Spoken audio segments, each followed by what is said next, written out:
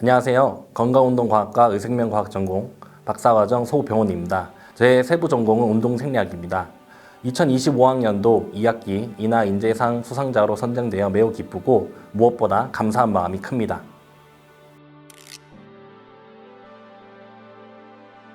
2018년도에 박사과정에 입학하면서 햇수로 8년이 지나갔습니다. 남들보다 긴 시간이었지만 후회 없이 즐겁게 대학원 생활을 해왔다고 생각합니다. 저에게 이 상은 지난 시간에 대한 포상이라기보다는 앞으로 더 성실하게 연구에 임하라는 격려이자 책임으로 생각됩니다. 석사과정을 마친 뒤 박사과정에 들어와 연구를 본격적으로 시작했을 때는 한마디로 아무것도 모르는 초등학생 같은 느낌이었습니다. 그동안 연구에 참여한 경험은 있었지만 연구를 직접 기획하고 수행하며 마무리하는 전 과정이 얼마나 어려운지를 많이 느꼈습니다. 이를 보완하기 위해 기초 실험 기법부터 응용 실험까지 연구에 도움이 될 수 있는 과목을 선택해 수강했고 실험실에서 꾸준히 연습하며 경험을 쌓았습니다. 그 과정에서 다양한 실험을 배우고 실제로 진행할 수 있게 되었으며 이전에는 미처 보지 못했던 세부 요소들도 많이 배울 수 있었습니다. 특히 박사과정 동안 가장 달라진 점은 연구에 대한 꼼꼼함과 성실함입니다. 제가 가끔 덤벙대며 놓치는 부분도 있었지만 준비 단계부터 실행까지 체계적으로 점검하고 확인하는 습관을 들이면서 꼼꼼함을 크게 키울 수 있었습니다. 또한 원활한 연구를 위해 남들보다 더 부지런히 준비해야 된다고 스스로 다짐하며 묵묵히 지속할 수 있는 성실함도 갖추게 되었습니다. 이 두 가지가 지금의 제가 연구를 대한 태도에서 가장 크게 달라진 부분이라 생각합니다. 모든 연구가 쉽지는 않지만 특히 기억에 남는 순간이 있습니다. 제가 연구하는 운동생리학은 운동을 통해 우리 몸에서 일어나는 다양한 생리적 변화를 탐구하는 분야입니다. 이런 현상을 설명하려면 분자세포 생물학, 유전체학 등 여러 학문을 배우고 응용해야 합니다. 그 중에서 제가 전공한 장내미생물 연구는 유전체 분석을 기반으로 하기 때문에 실험뿐만 아니라 데이터 분석이 매우 중요한 비중을 차지합니다.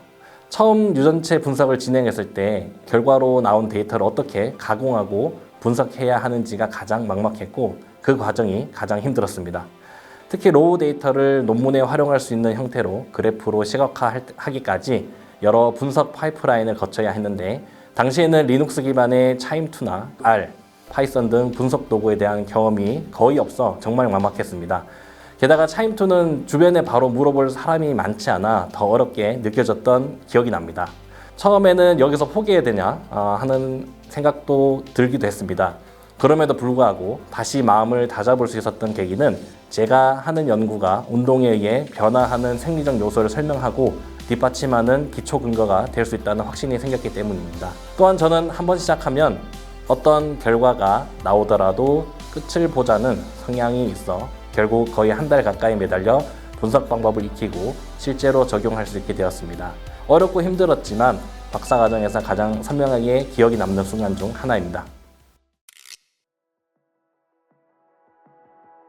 제가 전공한 운동생리학은 인문사회 계열에 속해 있지만 자연과학적 실험을 함께 수행하기 때문에 연구를 설계하고 수행하는 방식에 따라 성과를 낼 수 있는 기회가 비교적 있는 편이라고 생각합니다.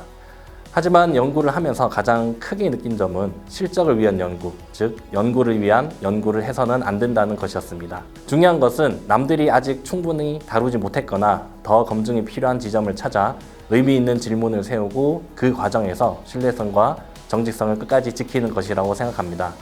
모든 연구가 완벽할 수 없고 처음 세운 가설을 한 번의 연구로 완전히 해결하기도 어렵습니다.